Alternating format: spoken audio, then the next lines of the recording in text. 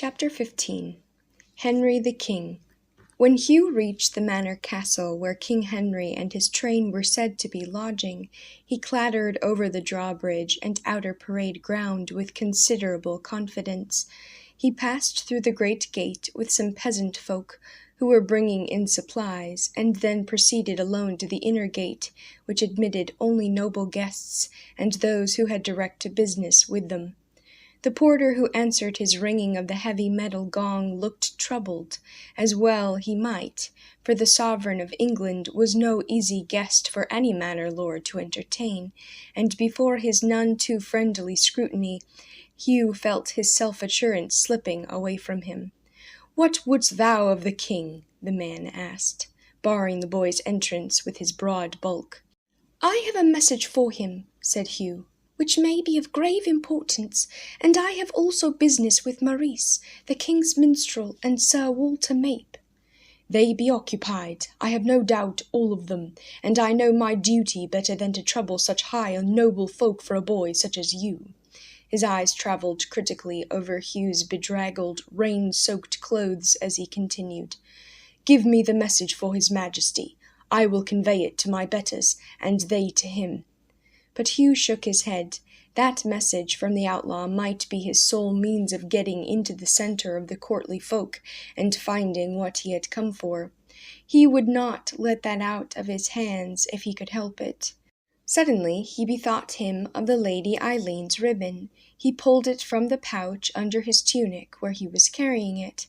"If you will take this," said he, holding it up, "to a young damsel who is the Queen's ward, the young Lady Eileen, she will vouch for me that I am nobly born, and, what is more important, honest and loyal." The porter took the ribbon, hesitated for a moment, and then, evidently deciding that Hugh was not the disreputable character that he looked, let him pass through the gate, bidding him dismount and wait until he should return. Then, with the yellow streamer still in his hand, he trudged away into the castle. Before long he was back again, the little Lady Eileen beside him. "Hugh of Glaston!" she cried joyfully as soon as she had got near the boy. "Oh, but I am glad to see thee, and Dickon the oblate. Is he with thee? But what is it brings thee here so soon? Is it Kenny? Oh, Hugh, do you bear ill news of my little dog?" She scarcely paused long enough to get even the briefest answers to her questions, and then chattered on so fast that Hugh began to think he would never have a chance to explain himself. "But come," she said at last, taking his hand, "let the porter have a care to thy horse, and come with me into the hall. Then we can really talk." And she led the way, leaving the bewildered porter to catch the horse's bridle rein and take him away to the stables. When they were within the lofty castle hall, Eileen drew Hugh through the arras-covered door into a terrace where they were quite by themselves and could talk freely. "There," said she, seating herself on a stone bench. "Now sit down and tell me everything." So Hugh poured out his story without a break, telling of the precious broken book of the Saint Grail, how he had shown it to Sir Walter Mape and the minstrel, Maurice, how they had both declared it should be the property of the king, and then how it had vanished with the departure of the court, so that one could not fail to believe those two had taken it, ostensibly to present it to the monarch. Such things had been done before. Brother John had once told him how a beautiful and priceless volume had been taken in a similar way during the reign of a former king from the neighbouring cathedral of Wells.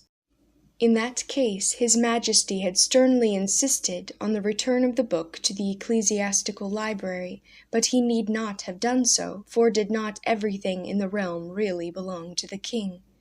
When Hugh paused, Eileen said loyally, "Our King Henry is just and honest too.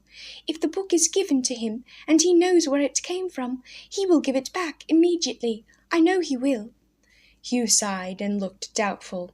"If and when, but Eileen, they may not give it to him forever so long. They want it for themselves, really, both the minstrel and Sir Walter. And the king moves around so fast, it might so easily be lost. And oh, Eileen, we of Glaston need it now." And then he went on to tell why the book of the Saint Grail was so unique a treasure, and how Dickon had found, and he had worked on, and some of the missing pages, and how he was almost ready now to put them all together and present them to Brother John. "Would you search their possessions?" queried the damsel in a troubled voice. "Faith, and that would not be easy." Hugh shook his head.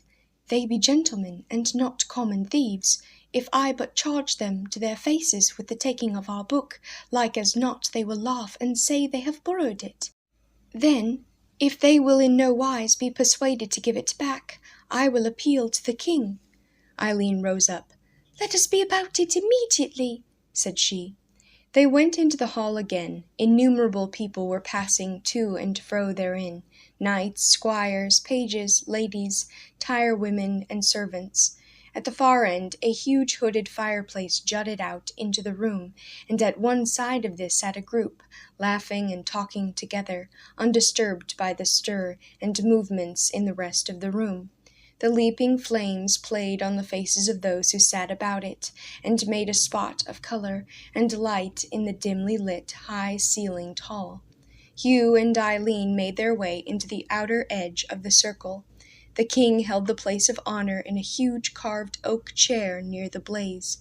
At his elbow stood Maurice, the minstrel, and farther off, talking to some gaily clad courtiers at the other side of the fireplace, sat Sir Walter Mapes. It seemed hardly the moment to step forth and ask for the return of a stolen volume. Hugh decided to bide his time. King Henry was speaking in his customary quick, authoritative voice. "It might well have been all an invention of the monks of Glaston," said he. At the name Hugh pricked up his ears and listened intently. "Our friend the Archdeacon would have us believe it was naught else, but I am inclined to think otherwise. Walter—" He raised his voice, and the talking in the small group on the opposite side of the huge fireplace ceased abruptly.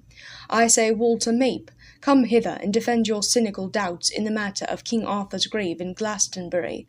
Tongues are wagging, and the tale waxes or wanes with each telling." "What tale, my lord?" questioned Sir Walter. He had risen and moved nearer the king. "The lad in the vision," prompted King Henry somewhat irritably. "Thou shouldst know. Thine own books have prophesied the finding of King Arthur's bones in Avalon, which they say is the marshy country round about the abbey, and a name frequently applied to the monastic property itself. But they say that which led the brothers to go digging and unearth the grave itself was a dream, a vision seen by a sick lad lost in the fog out on the marshes. Faith, we have all heard the story a dozen times by now. The monks were all agog with it. Why dost thou mistrust the truth of it?" Sir Walter Mapes shrugged his shoulders. "It may be true, sire, yet it hath the sound of monkish invention." "The grave was found, was it not? You cannot deny that," spoke up someone in the circle. "Ay, that is sooth enough, but the vision, who can say that was true?" Sir Walter was evidently in the mood to argue. "I would that I had summoned the lad himself, and questioned him while I was in Glaston," declared the king. "I had much of importance to discuss with Abbot Robert, and the time was short." Hugh had been edging his way toward the front of the group. He was breathing fast. His heart was in his mouth. Was there ever a more fortuitous time for him to declare his presence and make his request? "So please your majesty," he cried, stepping forth and bowing before the king, "I am the boy who saw the vision of the burial of Arthur in Glaston, and it is all sooth and true, on my life and honour. If you desire to question me, I am here to answer." A gasp of astonishment, and then a moment of bewildered silence held the group in the circle.